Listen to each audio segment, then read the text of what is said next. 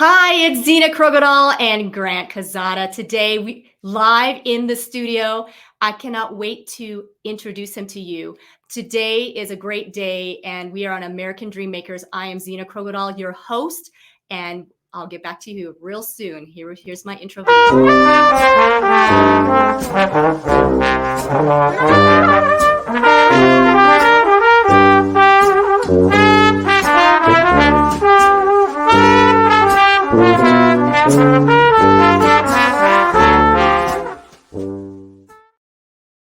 Hello, I'm back. It's Zena Krogodal and Grant Quezada in the house.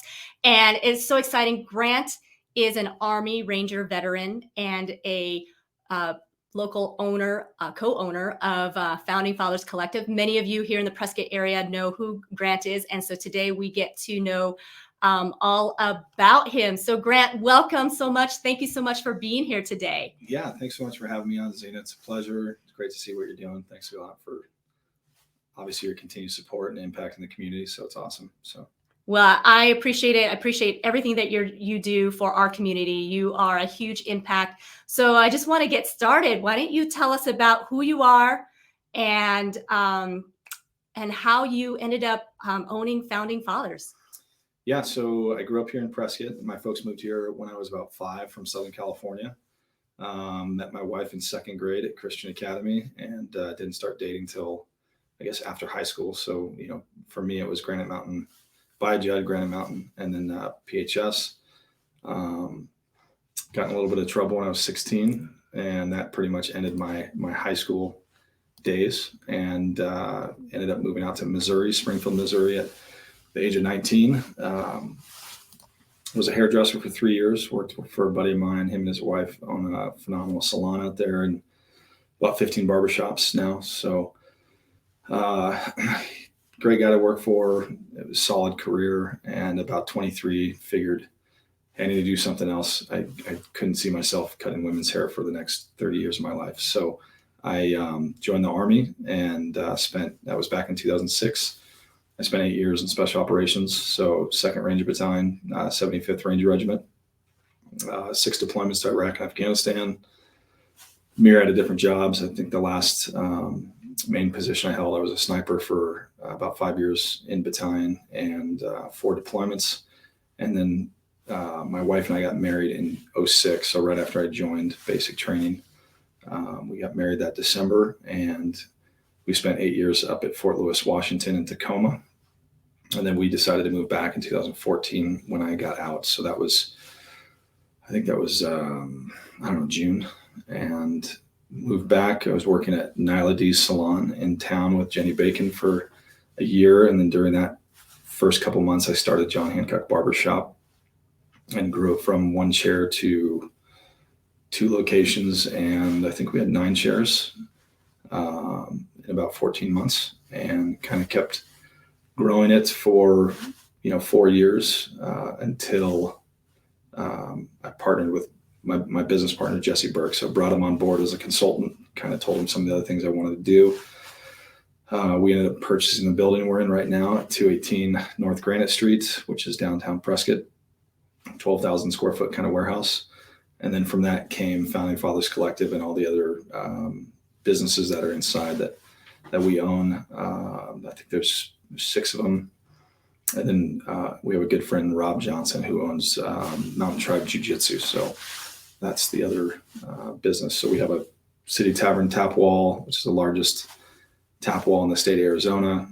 We have Merchant Coffee, specialty coffee shop, John Hancock Barbershop. We have Founders Gym, Liberty Mercantile, a small whiskey and cigar room, and then a speakeasy that's kind of tucked.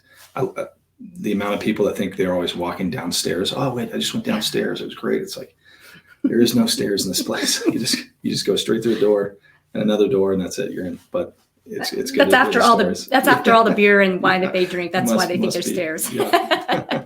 I know. And if you guys haven't been to Founding Fathers Collective, you really do need to head down there. There's nothing like it that we have ever seen in Prescott. And honestly, there's not very many places like it, even in the nation. I mean, this is a very, very unique and amazing facility. And I do want to talk definitely more about Founding Fathers Collective, but I do want to go back a little bit, Grant. So you grew up here in Prescott. I did. Yeah. And you graduated from Prescott High School? Yes, I would have, except I got in trouble, so I didn't graduate. Okay. So, and that's when you joined the Army? Yeah, a couple years after. So I got in trouble at 16, okay. and I got my GD, and then did a couple years at Yavapai for college. Kind of the things that interested me were philosophy and religious studies and stuff where I realized psychology. My mom's a psychologist here in town. My wife's a social worker. And so kind of was going down that path of just, I love people and just getting to know people. And so moving in that direction, then realizing if I do this, I'm going to have to get up to a PhD. And I just didn't have it in me. So got it. So got in trouble Yep. and tried to make something, doing a few things, taking college classes, like, what we're told to do, basically, if you want to better your life, go to college. And then you decided, nope, not for me. So I'm going to join the Army. Did you have the sights of being an Army Ranger when you joined the Army? How did that end up happening? Yeah. So probably in 6th, 7th, and 8th grade, I got, really into military history. And so I was always, your typical younger boy, probably ADHD back then, which I think it was just kind of trending. But, the excitement of kind of that type of career path. And so I read a ton of books back then about the SEALs, Rangers, SF, or Green Berets, same thing. And when the war kicked off, I was a few days away from turning 18. So I was unable to go in at 18 just due to the troubles I had when I was 16. So I needed about 6 years of kind of proving that I was integrated back into society at a normal level, and I could, I could function as a normal adult. So at 22, there was a small window that each one of the branches of the military kind of opened up for, I think it was like Navy, Army, and Marine Corps, and they kind of overlapped each other, but it was like 04, 05, 06. Each one would open up for about 9 months to a year. And so in 06, went into an Army recruiter, and I was able to get in. And so I knew I wanted to do a career in special operations. At that point, I knew that, I assumed the war would be over relatively soon. And so the fastest way to get into special operations within the special operations community is Ranger Regiment. So all the other units have kind of their selection processes that usually last a year to 2 years. And then you get to your unit and then you're a special operations guy. In Ranger Regiment, it kind of is in reverse. So you go through a couple month selection process, and then you get into Ranger Regiment. And then while you're there, that's when you go to all the different schools that you would normally attend on the front end with the other units. So it's more of like a baptism by fire. And, our deployment cycles for us is every 6 months. So we deploy for 4 to 6 months, and then we're home for, 4 to 6 months. And so it's a very, very fast op tempo, and you're constantly going to different schools and a lot of different training. And so,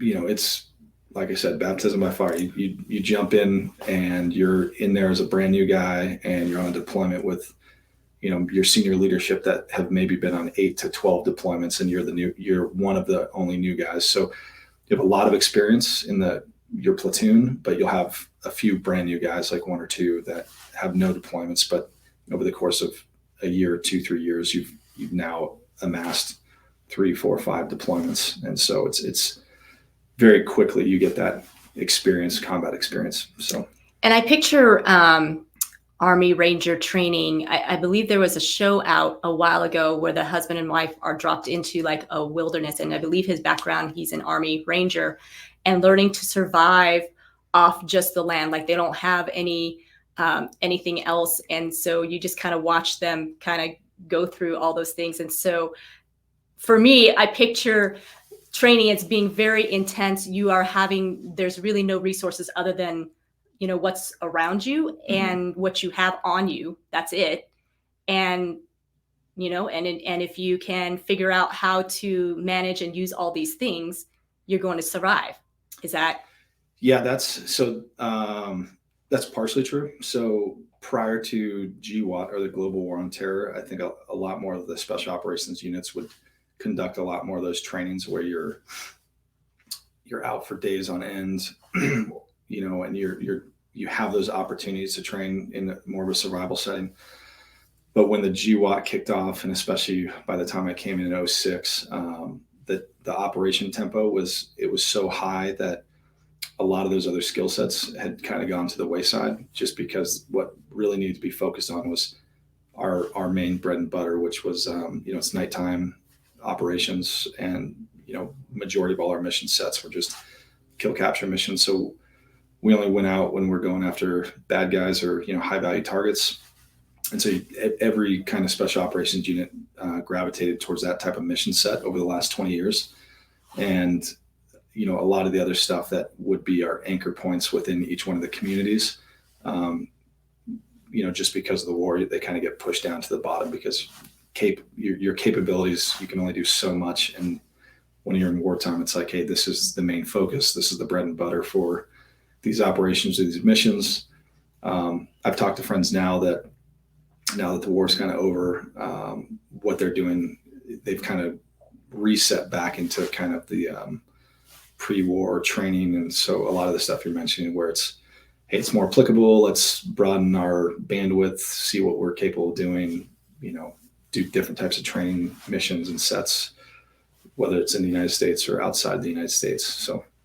Wow. Okay. Well, obviously, as an special ops Army Ranger, you have to be able to think on the fly, have major critical thinking skills, like, and fast. We're not talking, you don't have a lot of time.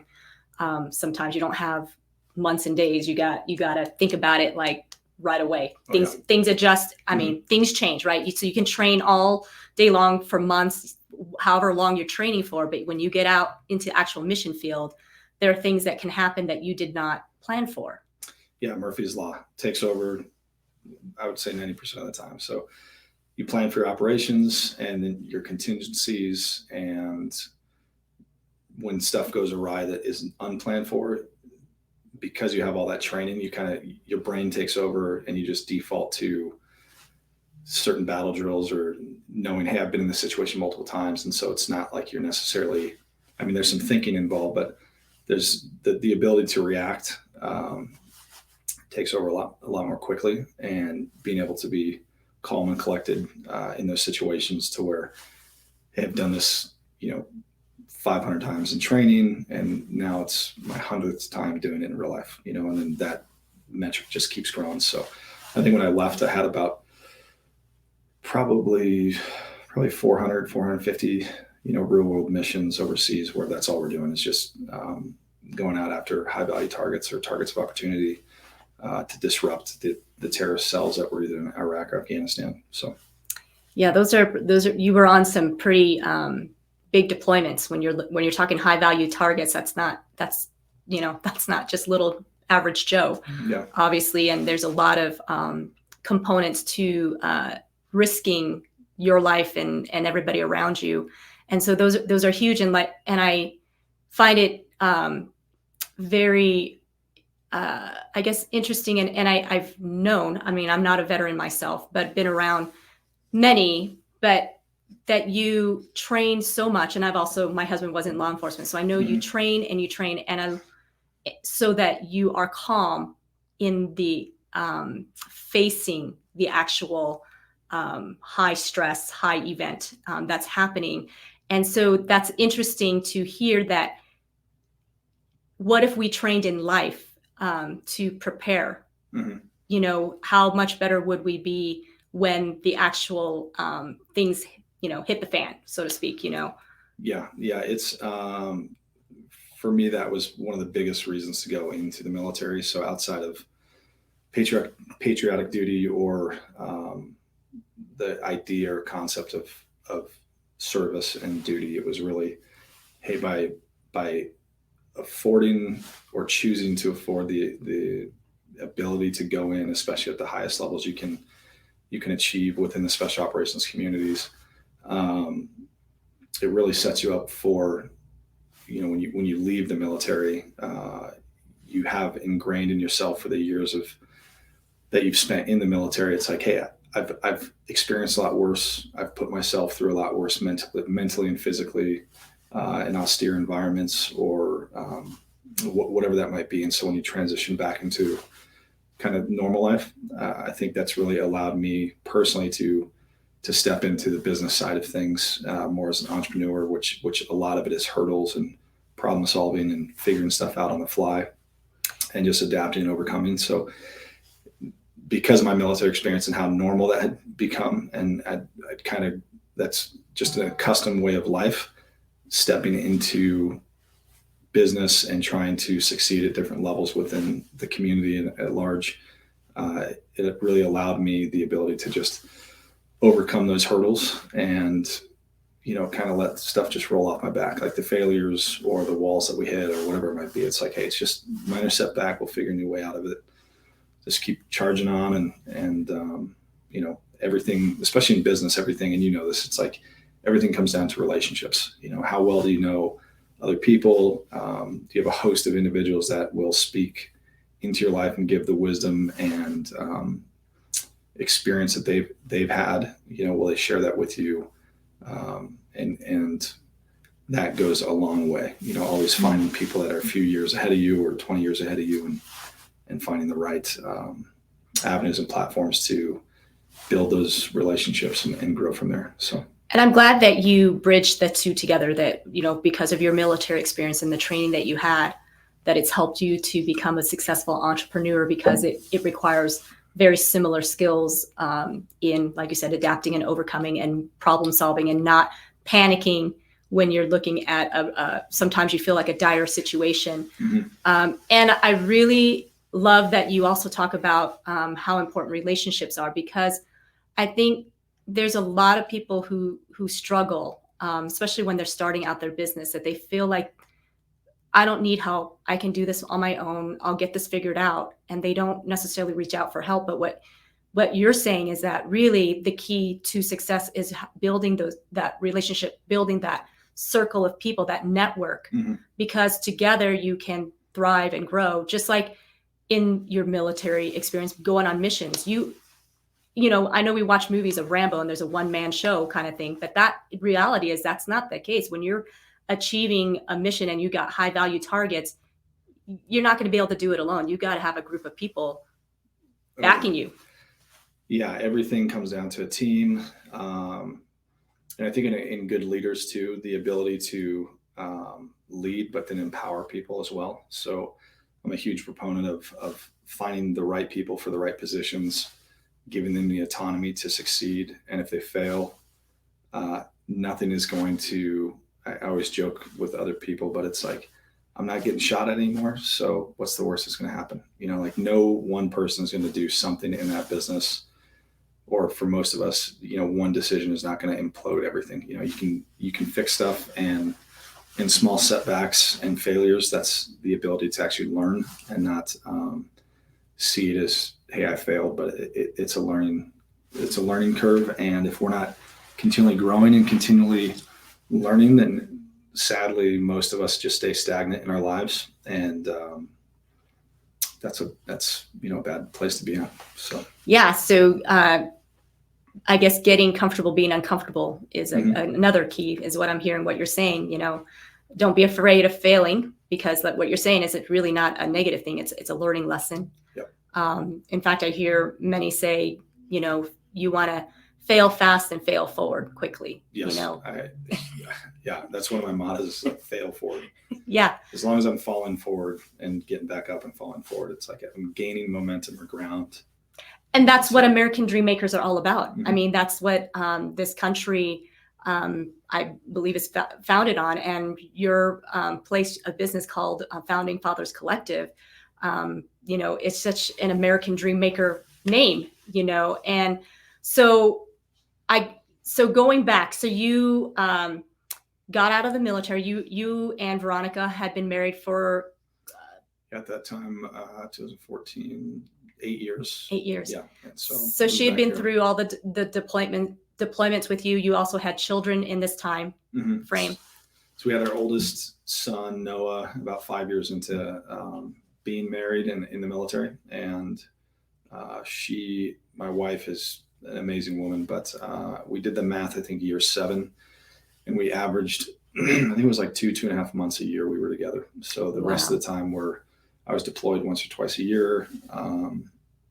And then just at different schools throughout the different training events. So everything to keep up with that op tempo of, hey, did we check all the blocks before we can go do this again overseas? Like, because guys are coming in to the unit, guys are leaving, going to different units, or you just getting out of the military. So it's just constantly, you're just training, making sure that everything is up to par and everybody's like on the same page. So, well, and then, when you're talking about, being deployed that many times and you only saw each other 2.5 months out of those 8 years, that's hard on a relationship. And you have to be married to an amazing woman to have been able to have worked through that, and not only that, but you're in special ops. You're not just, in the military serving, on, being a, I don't know, MP patrolman, on the base or whatever, and not to minimize it, but you're coming into very secretive things that it's like, you can't come home and talk about what happened in that 8.5 months or, Yep. Very true. You kind of compartmentalize everything pretty well. And I believe for myself and a lot of my peers that kind of come out of those communities, the amount of training that you go through really sets you up for success in dealing with what you've seen or been a part of overseas. So you're able to, it's like you're always stepping into the battle space with, an NFL team where everybody's highly trained and competent, and you can rely on each other. And then our basic deployments were, hey, you train up, you deploy, and within 24 hours of landing on the ground, you're operational. So, and usually it's within 12. So I remember there's plenty of deployments where we land, unload all our stuff, go into the briefing room, kind of do our handover from the unit that was there before us. Like, hey, what are you guys doing? Who are you targeting?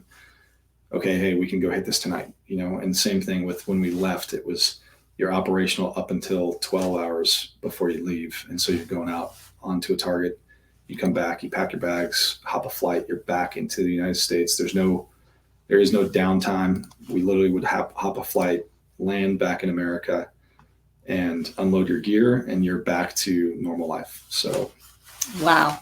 Yeah, pretty crazy. Thank you so much. Yes, Grant is definitely a great supporter of the Prescott community. Great guy for sure. Hey, if you are on here, if you can go to streamyard.com/Facebook and give Facebook permission to basically let us know who you are when you're commenting, because we'd love to see your name and we appreciate your comments. And if you have any questions for Grant, please feel free to put it in the chat.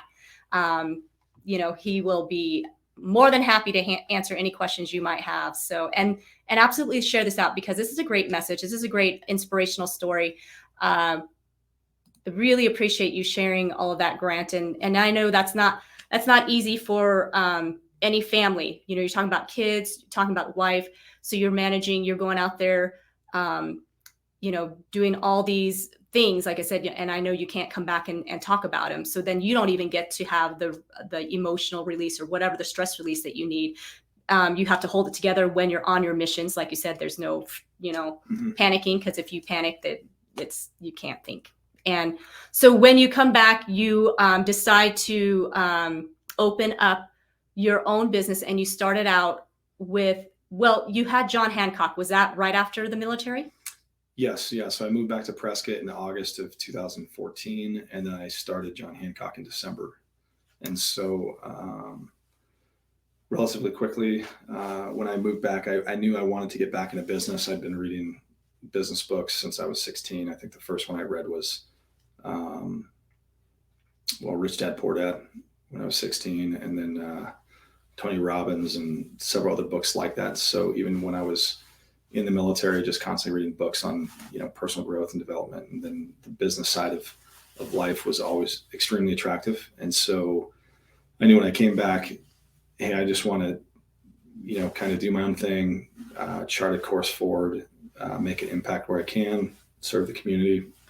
And the two ways I could have done that in the profession I had been in previously was I could either go into women's hair and open up a salon, or barbering. And at the time, I think Prescott in the region kind of had 11 barbershops, and there was like 160 salons. So I knew, well, that's the niche I'm going to go after first, and then use that platform, speaking of John Hancock Barbershop, to continue to grow and add new businesses and ventures. And took about 4 years, 2 locations.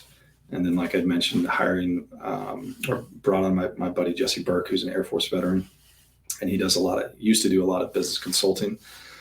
So he came on board, helped button up all the loose ends that needed to be fixed within John Hancock. And then from there, it was like, hey, what else can we tackle and do? And so out of that came Founding Fathers Collective and all the other shenanigans that's there. So how did you come up with the concept of Founding Fathers, and how did you come up with the name of Founding Fathers Collective? So the concepts all came out of largely how do we focus on providing a really phenomenal third space for people to hang out in. So most people go and frequent either bars, coffee shops, some of these other ventures within communities that people tend to feel like they can gravitate towards and be a part of something, and kind of find their community focus. And so that's really how that came out of. So when we started looking and really thinking about what other concepts do we want to add to this, it was, hey, well, we can add, a bar concept, we can add coffee, we can add a gym, and really focus on providing space that people can come into to accommodate for a myriad of different reasons or times throughout their day. And so our core values are community, connection, and care, and really bringing people together. And,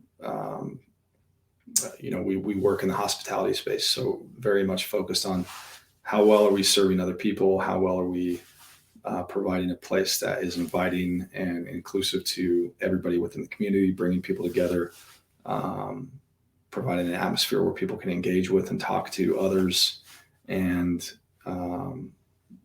really provide balance within the community. So I think as a nation, especially politically, we've moved further and further to the extremes, and you need places where you can have healthy dialogue and come and sit down and just enjoy the company of other people. So that was really a huge focus of ours. And then the names came out of really John Hancock. So when I came up with John Hancock, it was just something that was something that would be a sticking point, So as a name, it was like, hey, John Hancock, everybody remembers who that is. They at least know his signature. And so that's, it's John Hancock Barbershop, a signature experience. And then out of that, it was playing off of how else can we kind of stay in that same vein without moving the business to something campy that you might see at Disneyland or something like that. And so Founding Fathers Collective, City Tavern is the tap wall. That's also where the Declaration of Independence was written by our Founding Fathers. Merchant Coffee was where the Declaration was read to the public for the first time. And then Liberty Mercantile, which is like a small retail shop of ours, that was based off of John Hancock's mercantile ship called the Liberty Mercantile. So he was a merchant, and he used that ship to kind of do a lot of raids on the British ships. And so, and then Founders Gym, of course, I assume that back in the day, our founding fathers and others would lift weights. Probably not, though. But we had to do something. So, yeah, no, that's great, and that's very, very creative for sure. And, coming up with the concept and bringing it into Prescott, and not only that, but you want to talk about risk taking. I remember when you guys opened up, it was right in the middle of COVID. Yes, yeah. So October of 2020. At that point, we'd had 7 months of COVID, and we just made a kind of a decision. Hey, we're gonna open up. We're gonna be normal. We won't be rude about it, but at the same point, we're not going to placate to the fears that were kind of being had within the media, like, how they tend to sensationalize stuff. So at that point, looking within our local community, you could see pretty well the data had showed, hey, this isn't affecting everybody as much as the media leads on when it comes to, hey, everybody's dying. It's like, no, that's not really the case. So we just opened, and by the grace of God, just kind of coasted through it, and everybody was extremely, I got a lot of compliments for just, hey, thank you for just providing a place that's normal, that we can come to and just be a part of, and feel like things for the most part are pretty normal within our community. So that's what I had observed. And I think it was advantageous that maybe you did open up during COVID. Maybe that was a God plan that, you didn't anticipate, but because there were so many other places that weren't open, this was the only place that was really open for business, that you could come and see your friends and hang out and just have that environment. And like you said, and it was just a comfortable environment to just come and gather together. And then they got to experience what Founding Fathers Collective had to offer. And so, it didn't take long, I think, for people to be sold on Founding Fathers once they stepped into the environment. But had other places been open, you may not have had the same amount of foot traffic that fast. Yes, very true. So yeah, it worked out for us, and it's continually, it's continually growing, and it's a success. So it's a fun place to create, fun place to work at. The team there is awesome. So everybody really takes ownership of being a part of that place, and which has allowed us really a very high retention rate for our staff. And we just haven't really gone through a lot of the other problems that some of the other hospitality, I guess some of the local hospitality industry has faced when it comes to retention or staffing or pay or some of the very real issues that everybody kind of traversed together through COVID. So. And what would you attribute that to, your success of being able to retain staff? I know it is a great environment, but what do you attribute that you have that's different than what other people are offering to the staff? Jesse and I were really focused on our overall vision of what we're trying to provide for the community, but also internally, how are we treating our staff? How do we invest into them and what their goals and visions are for themselves? So we're under no false pretenses that we work in hospitality. The majority of these individuals are not going to be with us for 5, 10, 15 years. So how do we help set them up for as much success as possible, expand their network? If they leave, absolutely fine. The goal is that they leave and they do something better. They do something that they want to do, whatever their passions are, whether it's some of our local college students that work with us, or individuals that are going to take careers or jobs down in the valley, whatever it might be. And so we never were super focused on, I guess, the selfish aspect of feeling like, hey, this is ours. We need to run it like a very tight ship and dominating everybody's decisions. And for us, it was the autonomy and the latitude to allow people to just work there and have the best experience they can in a working environment and help set them up for success as much as possible, which in turn, rolls out to how they represent Founding Fathers as a brand to the rest of the community that comes in. So that's a great concept. So you're investing in your employees, you're investing in their best interest and building them as a person. It sounds like you're not just treating them as, you're here clocking in and clocking out, but we really want to see you grow and thrive and hope you stay. But if you go, we also wish you the best, and we gave you some skills and some assets, so to speak, to have successful life. Yes. Yeah, absolutely. So. That's fantastic. Because your place definitely takes a lot of staffing.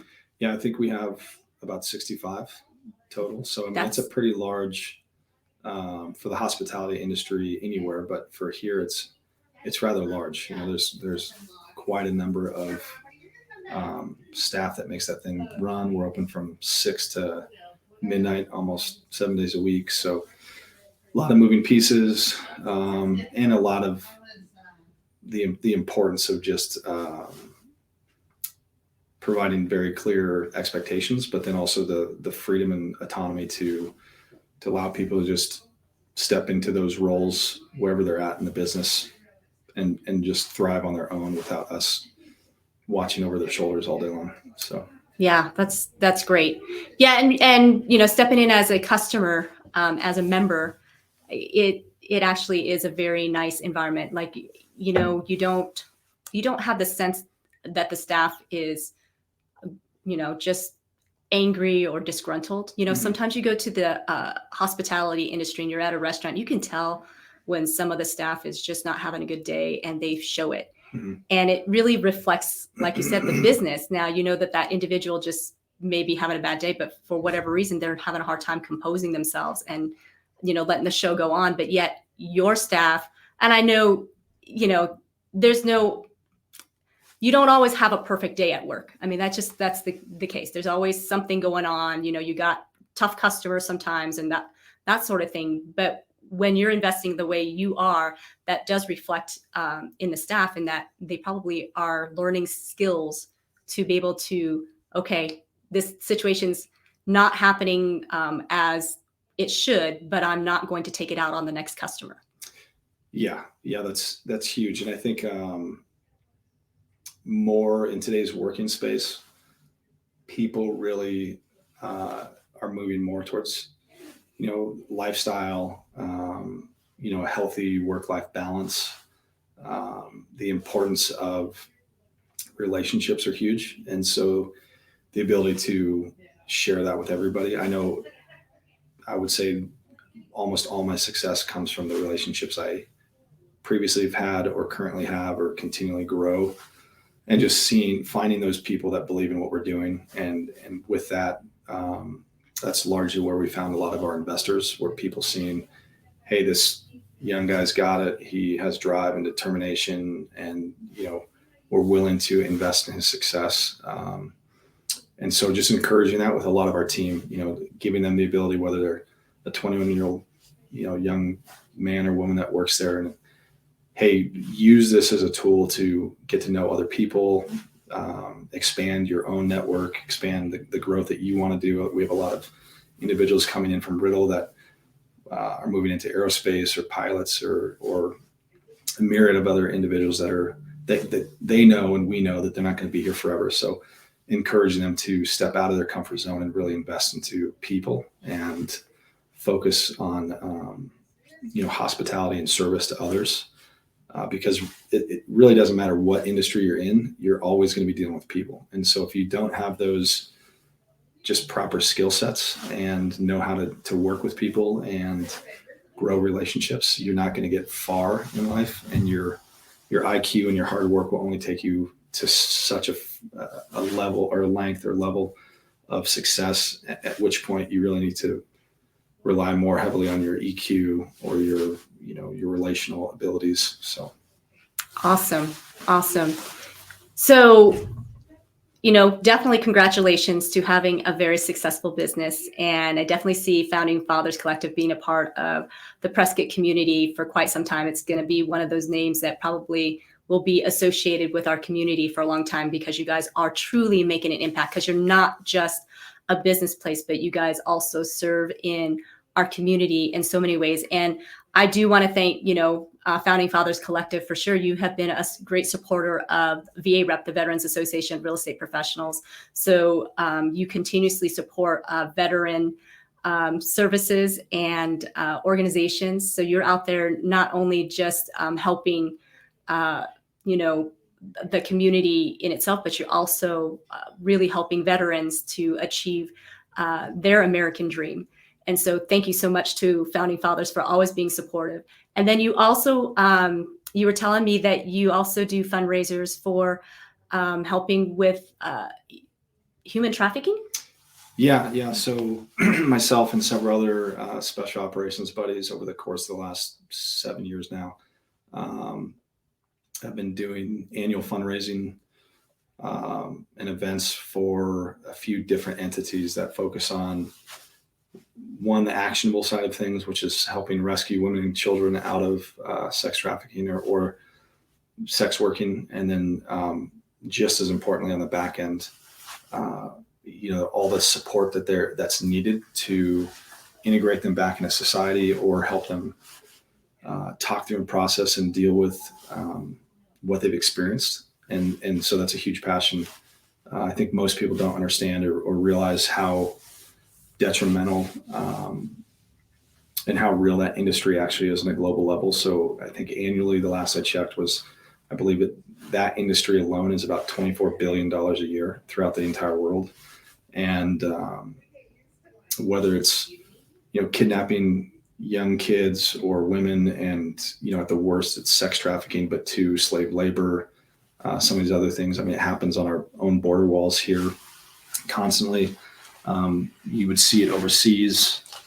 So it's something that is not new to humanity, but I think in today's modern age, with the ability for social media and the internet and media in general, more of the word is getting out of how, how absolutely devastating this is on a international level when it comes to that type of industry. And so, how can we play our part and try to stop what we can? And so that's been another huge passion of ours over the last 7 years. Well, thank you so much for having that passion, because it is certainly, you probably have seen some of that firsthand, even on your deployment. Just the human trafficking issue is it's huge and unfortunate. And somebody, we all need to come together and really fight for that, because it's a tragic thing. Yeah, it's modern day slavery really, played out on a global level. So yeah. So thank you so much for having that, heart of compassion, and then just acting on it and doing something about it. So that's awesome. So to, those that are looking at perhaps starting their own business, or they're just starting their own business, what advice would you give them? First, probably the best book you can read out of the gate is The E-Myth.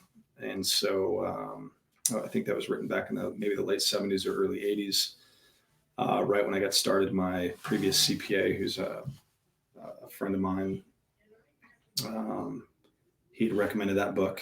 And then two, so it breaks down kind of the E stands for entrepreneur. So the entrepreneurial myth. So you're either a technician in any space that you work in, or you're a manager, or at the highest level, you're an entrepreneur. And so he goes through kind of the breakdown of what that means and how to get to those certain levels throughout any career path.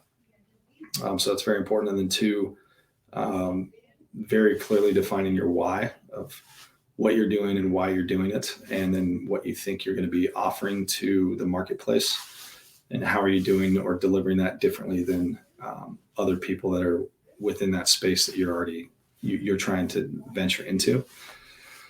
And then three, just as important, is the people you're serving, your relationships and how you're growing, and always acknowledging the people that helped in your success, finding people that are willing to help you out in your success, gleaning as much information as you can from people. That's allowed me to succeed in my own life and within business. So very important. That's a great tip. In fact, I think you might be the second person that talked about the E-Myth. I had somebody on this week that mentioned the E-Myth book. So you guys definitely get the E-Myth book. That we've got some entrepreneurs who've been successful because they read it. So definitely get that. And to the veteran who is coming out of the military and back into civilian life, what would be your advice? Because I know that transitional period can be very, very tough. Yep. So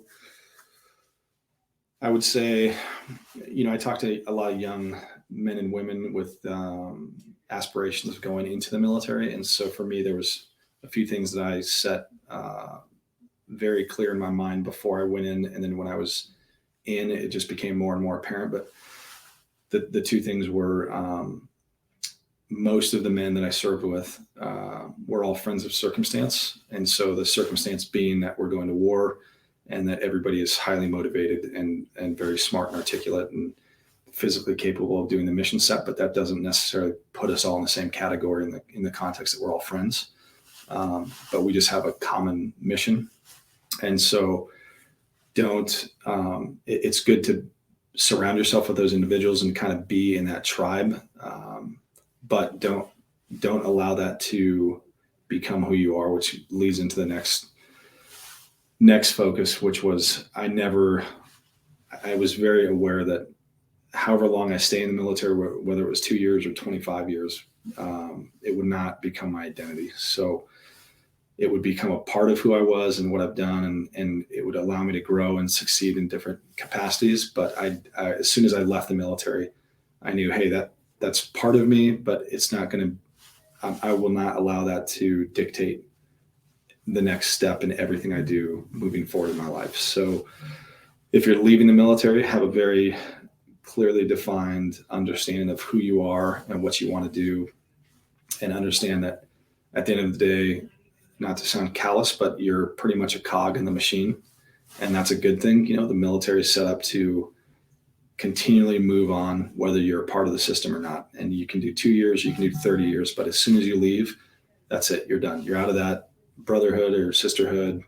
You're out of that service focused mission set, and you need to be able to redefine who you really are. And that is paramount. I think a lot of people, when they transition out, they're not aware of who they really are. And so their whole identity hinges on their experiences they had overseas or in the military. And it becomes a stumbling stone for their own success when they transition back into the civilian world. And then another part of that too would be, you know, that proverbial kind of chip on your shoulder is, I'm a veteran, so stuff is owed to me. Or, you know, people don't understand, which there's some truth maybe in some of that, but at the same point, don't allow that to become your kind of mantra as you continually move through life. You know, that's part of who you were or what you've done. But, you know, most of us are in their mid 20s or 30s or early 40s when you leave, and you still have a whole nother 40, 50, 60 years of life. And you don't want to be the person who spent 3 years in the military and you're 70 and somehow you're still that, you know, 20-year-old kid that this is my whole life. You know, this is what I did. Nobody understands. It's like, well, that's fine, but you need to move on. So thanks for your service. Well, thank you for your advice, and really grateful for your service to our country and to our community, and that you have been able to achieve and adapt and overcome adversity. You've obviously demonstrated that. And I know, you know, life is always a continuous battle. I mean, we always have something that we're working on, you know, and so I thank you for being that leader, showing and inspiring and influence and impacting this world, this community. So is there any other last thing that you want to leave the audience with? Anything else?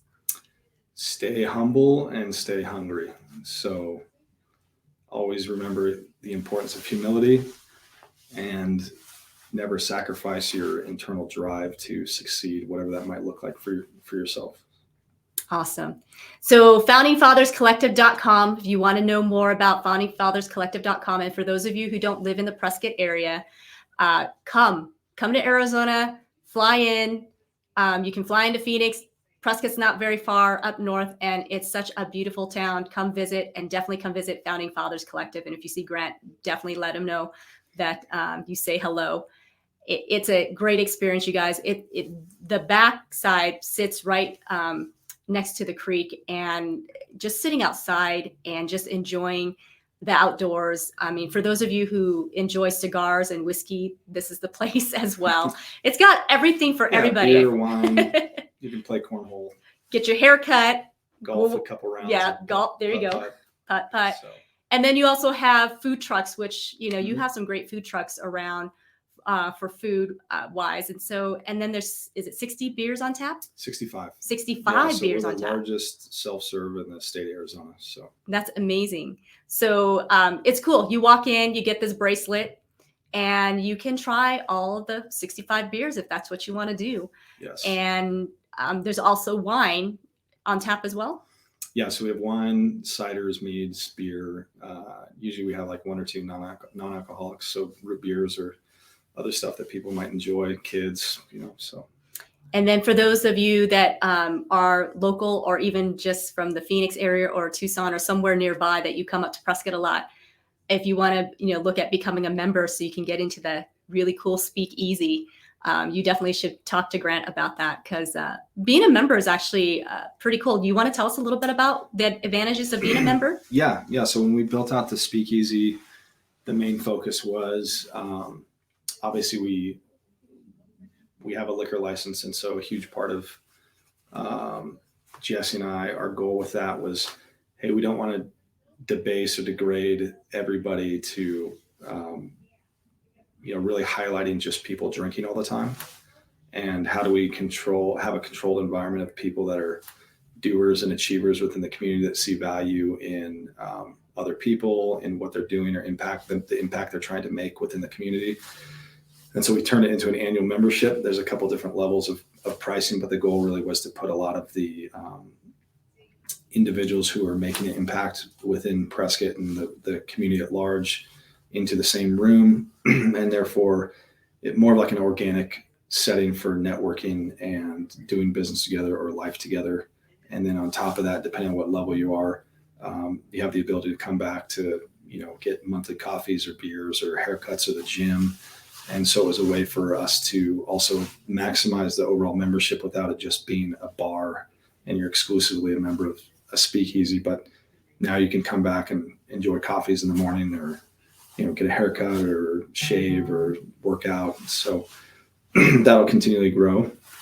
But that was really the focus of like, how do we do something unique that collects the right type of people with the right type of mindset, achievers and doers, and people that are service minded in the context of what they either own or who they're attached to, but they do care genuinely about the community at large and giving back. So it's been an awesome concept. It has been an awesome concept, and we enjoy just hanging out at Founding Fathers. Sometimes we just take our computers and make it our office space for a few hours, because it's a great environment. There are some great people who walk in and out the door. It's like seeing family, honestly, most of the time. And if they're not family, they become family pretty quickly. That's, I think, just the beauty of our community, is that we are a friendly town. Mm-hmm. And as a real estate agent, I can tell you that your place is kind of one of the highlights that real estate agents will take clients to. Hey, come check out Founding Fathers, as we're trying to, get people to purchase homes. So that's great. So it is definitely, a highlight on the tour of things to see in Prescott, and, why you want to be a part of the community. So absolutely. If you were thinking about being a member, my husband is a member. Founding Fathers keeps my husband looking really sharp. So he's sharp dressed, and then his haircuts get really good. I tell him, my goodness, you could be like a model. So, but yeah, so that's how good they are. And no matter who he sees, they're all exceptional. The staff is exceptional. The quality of the beer and wine and all that is exceptional too. So you guys, you can't go wrong. So absolutely make sure you drop in, say hello to Grant, and thank Grant for his service. And, he's a great guy. His family's great. So anyways, definitely be sure to reach out. And if you need, some tips on if you're starting a business or whatever, get a hold of Grant. He's very easy to talk to. I love talking to people, so you can come and ask me anything or bother me for time, and I love giving it freely. So awesome. And that's true. I've definitely, he does, and he gives a lot of his time. So you guys, I wanted to say thank you so much for being here and listening. If you found this of value, please be sure to share this out. What a wonderful message that Grant has given us. And it's just so nice to see, somebody really thriving and being able to really overcome a lot of adversities and being successful. So I'm going to say goodbye for now. So be blessed, you guys.